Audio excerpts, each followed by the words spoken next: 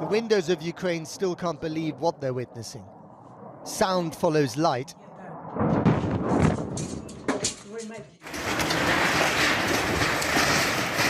And chaos follows both. This was the university building in Kharkiv. The target may have been the police headquarters next door. The Russians pride themselves on their precision bombing.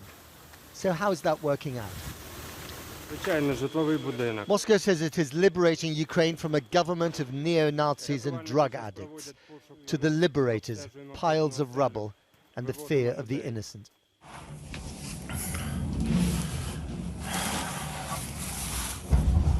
Oh, it's close. Alex is a video producer in Kharkiv. It's 2nd of March. Everything is fine, his wife Orla tells their daughter Kira. 17 p.m. We are packing... But it's not fine, and they're now packing up to leave, with no idea when they can return, or to what. Those that don't leave try to make sure the Russians don't get to arrive. This is the road to Enerhoda, site of Europe's biggest nuclear power plant. With this roadblock, the locals want to make sure the Russian troops don't get anywhere close. But the sandbags and the resilience are not much protection against Russian grenades and machine guns. Вот это русский мир! And so to the purveyors of that Russian world. The Kremlin has started showing off its hardware again in slick videos, this time heading to real battle. What match is Ukraine's army against this, let alone its civilians? But Russia has now admitted that it has lost almost 500 soldiers, a rare admission, and killed 2,800 Ukrainian troops and what they call nationalists. None of these numbers can be verified on either side. This was a Russian tank parked in Kherson on the Black Sea. They are beginning to arrive. They're telling people to stay inside, shooting in the air. You hear the sounds. But in the city's Freedom Square, the locals were thumbing their nose at the occupiers. Shame and worse, they shout at the Russian soldiers with their hands in the air, clutching grenades. In Konotop, they've just been to see the mayor to deliver an ultimatum. Surrender or we will flatten your city with artillery, they told him. The mayor, who belongs to an extreme right-wing party, poses the question to his people, fight or surrender.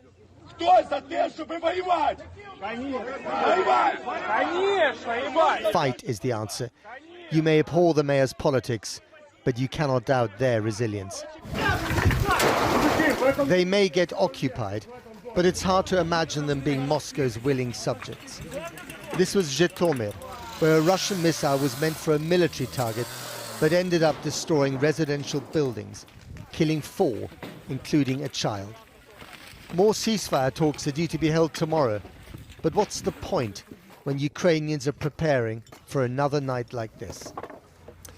Well, earlier I spoke to Igor Zhokva, the deputy head of the Office of the President of Ukraine and head of foreign policy, and I began by asking him how President Zelensky was bearing up. President is a very high spirit. Please don't listen to any rumors or whatever. No panic among the population of Ukraine. Yes, we are fighting the war now, but at the same time, we are thinking about how to prevent this disaster happening. That's why my president was absolutely very clear yesterday in the European Parliament. Ukraine needs accession to the European Union. The day before yesterday, he summoned the application for the membership of the European Union. And now we're working hard with the members of the European Union to speed up the procedure of Ukraine joining to the EU. This would be one of the best guarantees for Ukrainian European future. So he got a standing ovation in the European Parliament. Yesterday, half the members of that parliament were wearing blue and yellow, like much of the world.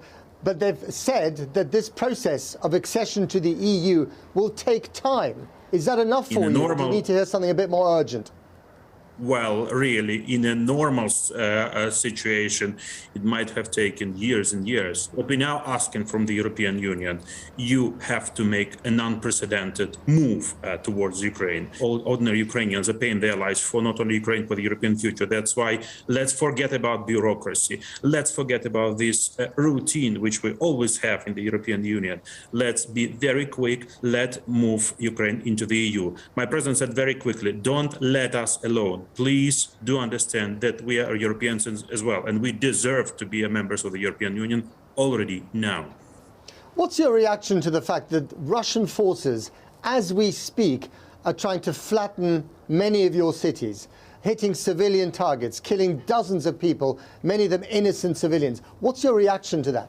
That's absolutely awful. That's a barbaric act of the country in the 21st century. But let me tell you very openly, they are doing it already for the 7th day. They thought about blitzkrieg, and they really failed with this blitzkrieg on the first days. They wanted to encircle Kyiv, they wanted to encircle Kharkiv, they wanted to encircle other big cities and small towns in Ukraine. For the time being, we are fighting severely. At the beginning, they were saying that they're hitting only military infrastructure. Look what is happening. Look what happened yesterday in Kharkiv. Look what happened yesterday in Kyiv. Unfortunately, they are not observing any humanitarian rules of war. That's what the world is witnessing. That's what Ukraine is suffering. What NATO could do now for Ukraine is to close the sky of Ukraine, to protect the sky, or at least partially the parts of the Ukrainian sky against the Russian aviation. That is not, fighting the conflict with Russia, but that would really help.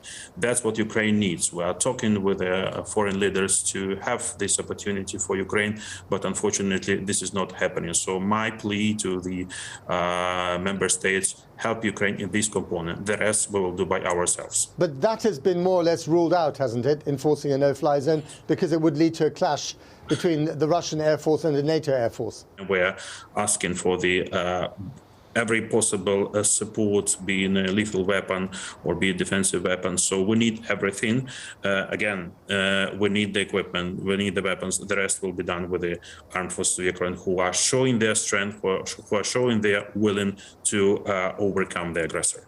Where do you think all this will end, and how long will it take? We would like to lead it to the settlement. Definitely, people are dying every day. Again, Ukraine is ready for negotiations. That the first round of negotiations was already taking place.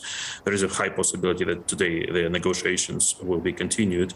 But again, the prerequisite for these negotiations from Ukrainian side is the ceasefire, complete ceasefire in all the parts of Ukraine, and withdrawal of Russian troops completely from the country. So they've got to stop fighting before there can be any point to these talks, really. Absolutely.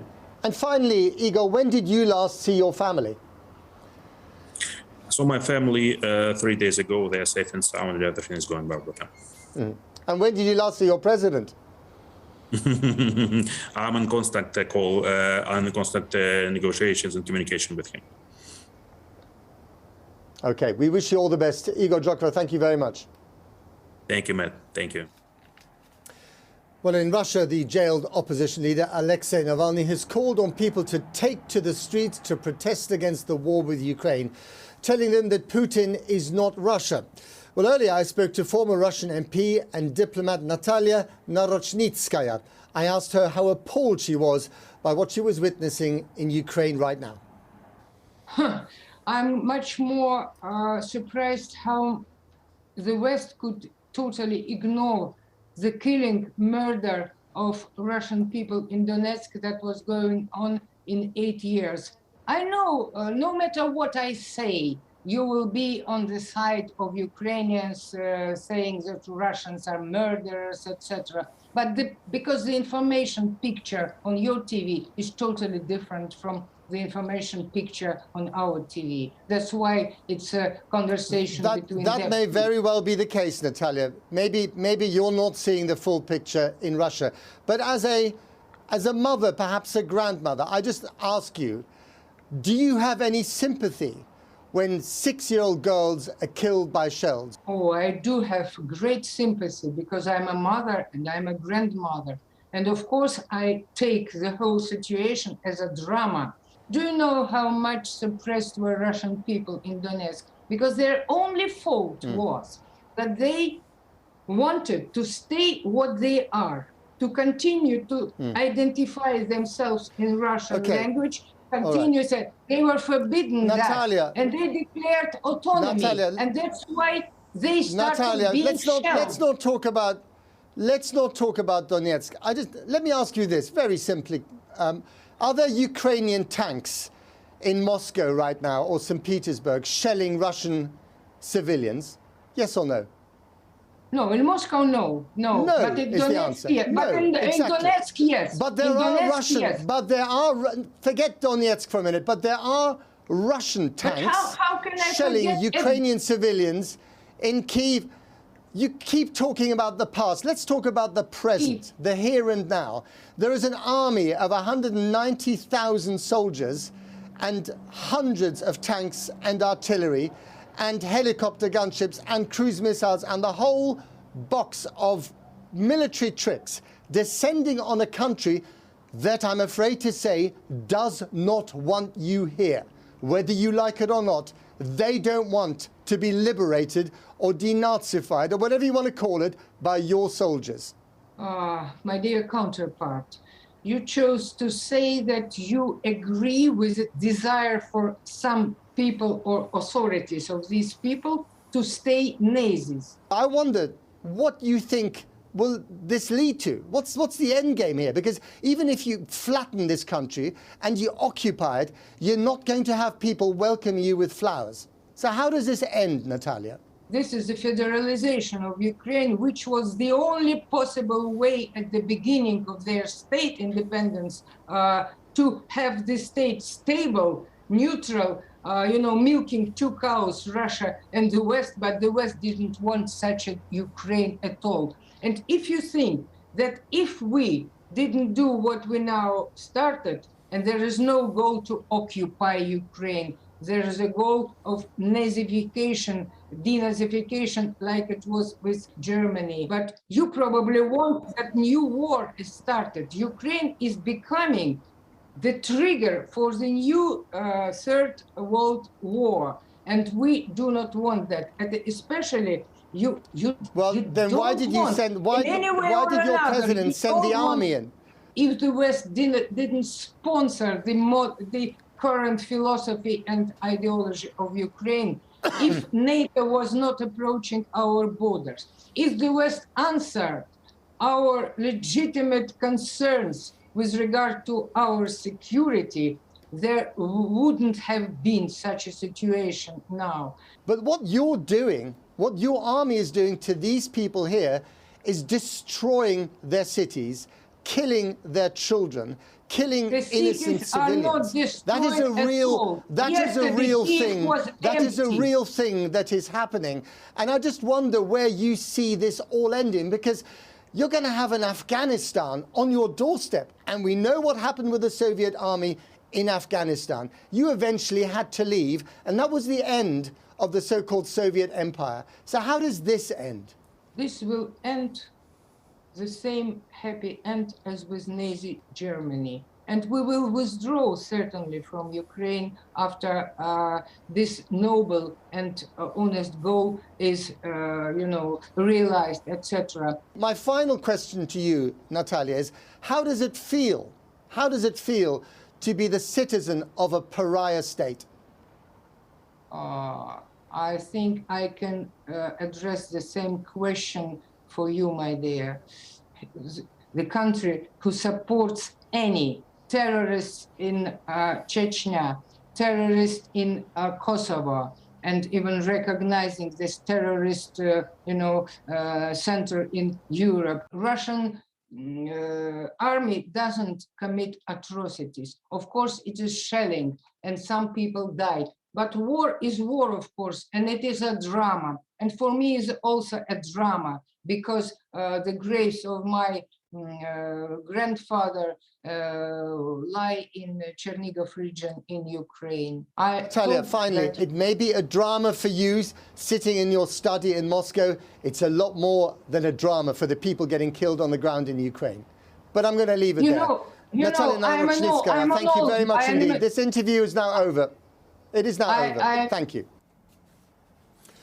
Now, the number of people who have fled Ukraine has passed 800,000, according to the United Nations, just in 1 week. Our international editor Lindsay Hilsum met some of those fleeing the violence by road across the country. Lindsay and her team started the day in the central Ukrainian city of Uman and then drove to the border town of Mohyliv-Podilsky, from where she joins us now. Lindsay. Matt, as you can see, I'm in front of the police station in this border town with Moldova, and you can see all the sandbags up at the entrance. So these people here are very prepared for what may happen next. We met a lot of different people coming down the road from all over Ukraine. But one of the things which I found most interesting is that not everybody I met was fleeing. I met some who had come back to fight and others who are determined to stay. A stall at the side of the road to Moldova, not selling local delicacies, but providing food for those fleeing towns across Ukraine. One woman with a tiny baby had fled Kharkiv. What was the situation like there? Very awful. Our house was destroyed. Our documents were lost. Many people died. But they're also fleeing places which are not yet under major attack, trying to get ahead. People like 16-year-old Maria and her family from Kropyvnytsky. Last night there were a lot of sirens that are going on. There were probably drones that were flying around. We don't know exactly what's happening. Airplanes probably were also flying around. Our airplanes were trying to find the Russian attackers, and it was just like a game of mice and cats. Cat and mouse, yeah. You seem very calm. Yeah, I'm already used to it. At the beginning, I was very scared. I had like panic attacks because I saw the airplanes. I didn't know whether it was the Russian ones or ours. I cried a lot of the times, but now I'm way calmer because I'm already used to it. It's really sad that people get used to this. Leaving is hard, but some have travelled in the other direction. Some 80,000 Ukrainians have returned since the Russian attack. Many of them men like Vitaly, who was working on a construction site in Poland and has come home to fight. I came here because my motherland is in trouble. My child, my family and my land are here, so I had to come to protect all of this. We saw hundreds of cars heading for the border, where we found Maria, who isn't crossing, but returning to Kyiv to help others prepare for the journey. When you look at the border here, do you feel any temptation to cross yourself? No, but it's a rather strange feeling to understand that there it's absolutely safe, but I don't want to go there. I know that it would be good and safe and nice, but I really feel that I need to be there. You need to be in Kyiv. Yep. Why? It's my city, it's my country, and we need to have possibility to be all together, to support each other and to show that we are not afraid. We came across a group of foreign students who were leaving, saying a last goodbye. But some Ukrainians see now as their moment to stay right here. What's really struck me today, Matt, is the differing kinds of resistance. There's the black humour. You mentioned Konotop. There was a video came out of there today with young men approaching the Russian tanks. And they said, half the women in Konotop are witches. I'm told that's a literary reference. Anyway, they said, if you stay here, you'll all become impotent. They didn't put it quite as delicately as that. But there you are. That's a form of strange, surreal resistance, very typical of Ukrainian humour. And on the other hand, we got a message today from a British former soldier called Sean Pinner, who is fighting with the Ukrainian army around Mariupol. He said, this may be the last message you get from me for a long time. He said the Grad and artillery fire is relentless. He said that the Russian planes are overhead all the time. He said the afterburners leave a trail. He said it's like Christmas lights, but with the deathly sound afterwards, the fatal sound of death. We understand that Mariupol is now completely surrounded. No water, no power. The people in there suffering. I thought we'd meet refugees from there today, but I don't think that they can get out. So that is the reality of an asymmetric war, where you have black humour versus overwhelming firepower. Lindsay, thanks very much indeed. Take care. As well, as you can hear, yet again tonight, the sirens around Lviv, the air raid sirens are going off. We have this almost every night. There has been no attack on the city so far, and yet at the same time, this sound, which gets you right here in the pit of your stomach, doesn't leave much of a sense of humour, I have to say. Anyway, in a rare show of unity in Washington last night, President Biden led members of Congress from all parties in a standing ovation in tribute to the people of Ukraine during his first State of the Union address. And support for Ukraine was also in evidence at the United Nations General Assembly, which has, within the last couple of hours, voted to condemn Russia's invasion and called on it to pull its forces out of Ukraine immediately. Our correspondent Siobhan Kennedy is in Washington now. Siobhan. That's right, Matt. The UN resolution, and I quote, deplores, it says, in the strongest terms, the aggression by the Russian Federation and calls on it to immediately and unconditionally withdraw. Of course, the resolution is legally non-binding. Russia doesn't actually have to do anything, but it's nonetheless very significant when you consider the countries that have chosen to abstain. Countries like Cuba and Venezuela, who are normally reliable Russian allies. Even the UAE, having chosen to abstain in a similar vote last week, today chose to align itself with Ukraine. At one point, the Russian ambassador today, so backed up against the wall was he, chose to tout Donald Trump's big lie that Joe Biden is an illegitimate president. Perhaps he heard Joe Biden's assertion last night in his first State of the Union address that Vladimir Putin, he said, was now more isolated from the world than ever before. President Biden fresh from church this morning to mark Ash Wednesday, the cross on his forehead designed to reflect human mortality. Not that they need any reminders of that in Ukraine. Nothing is off the table. The president's response to how far he would go to rein in Russia. No American boots on the ground in Ukraine, that much we know. But a forceful reiteration last night of what would happen if Vladimir Putin dares step foot on NATO soil. The United States and our allies will defend every inch of territory that is NATO territory with the full force of our collective power. Every single inch. It drew rare bipartisan support, as did this not-so-veiled threat. I say to the Russian oligarchs, no more. We're joining with European allies to find and seize their yachts, their luxury apartments, their private jets. We're coming for your ill-begotten gains. And tonight, I'm announcing that we will join our allies in closing off American airspace to all Russian flights, further isolating Russia and adding additional squeeze on their economy. A welcome move, but a largely symbolic one. This is a public execution in the middle of Europe in the 21st century. Alexandra Ustinova is a Ukrainian MP who arrived in Washington, D.C. just before the Russian invasion began. She says Biden's new no-fly zone will do nothing to stop the slaughter in her homeland.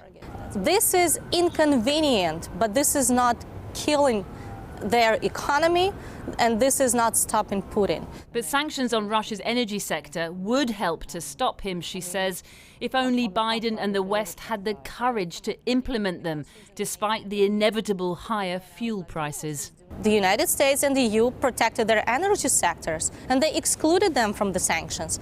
And this is where Putin gets his money, from oil and gas.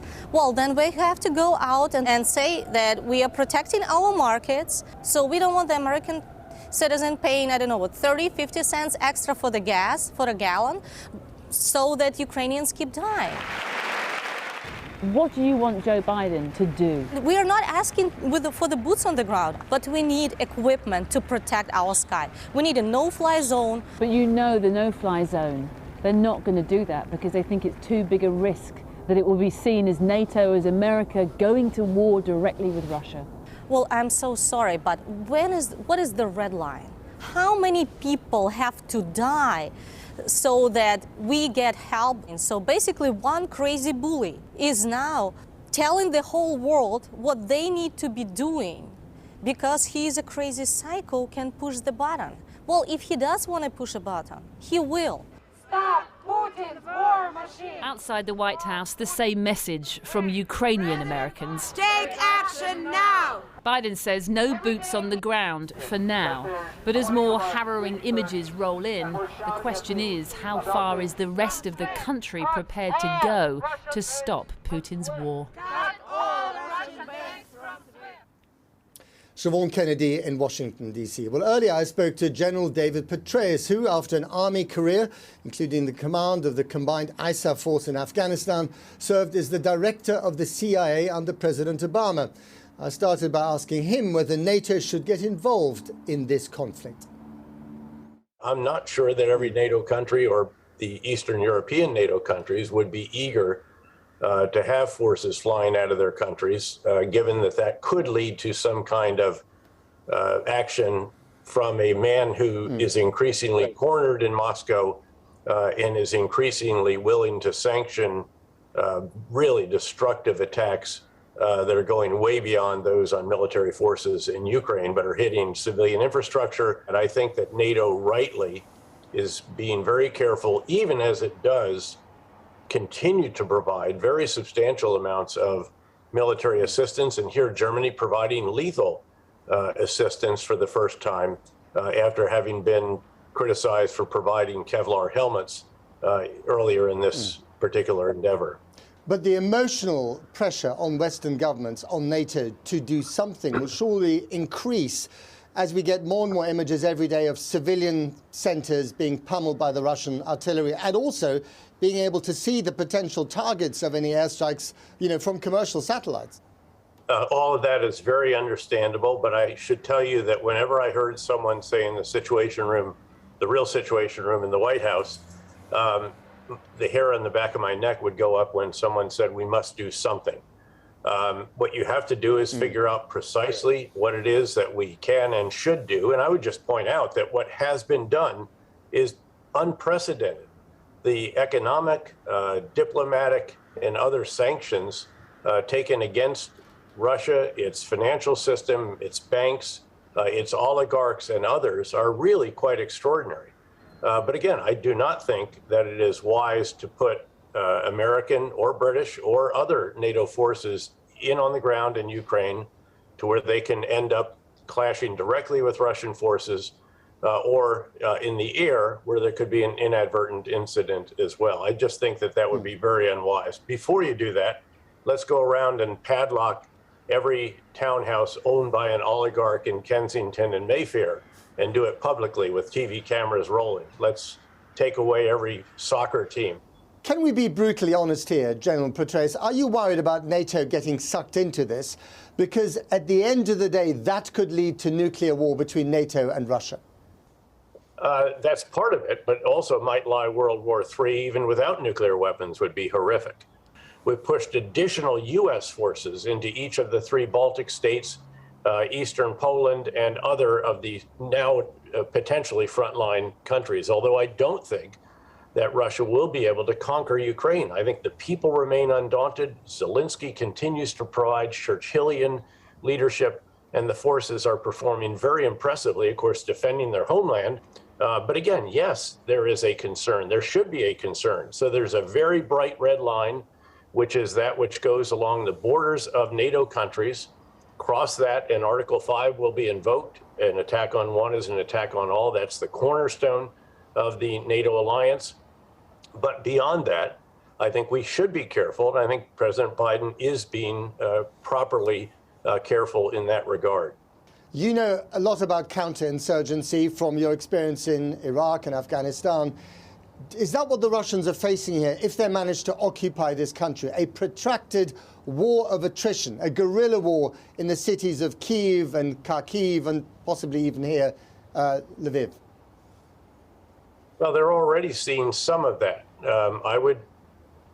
I think, predict that they will not be able to hold large cities, even if they can take a city, even if they literally destroy much of it, depopulate the rest, and can occupy it. They're going to find it very, very hard to do. Urban combat, in particular, is very soldier intensive, and the 190,000 troops the Russians have mustered are nowhere near enough to do that. Obviously, we criticize him here in the West for conducting a war of choice, based on a lie.